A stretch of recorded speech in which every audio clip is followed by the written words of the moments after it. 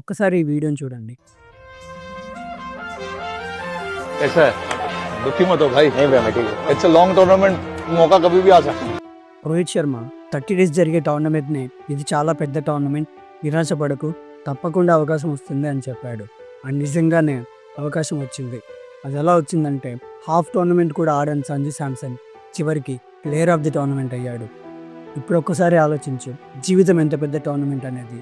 30 రోజులు ఆడే ఒక గేమ్నే పెద్ద టోర్నమెంట్ అంటుంటే మరి జీవితం ఎంత పెద్ద టోర్నమెంట్ అవుతుంది.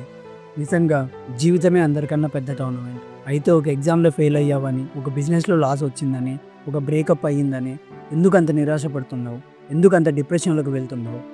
ఒక్క విషయం అర్థం చేసుకో, జీవితం చాలా పెద్దది. ఓటమిని ఒప్పుకొని వాళ్ళకే చివరికి విజయాలు దక్కుతాయి. కాబట్టి సిద్ధంగా ఉండు. జీవితం ఒకే అవకాశం ఇవ్వదు, చాలా అవకాశాలు ఇస్తుంది. All the best.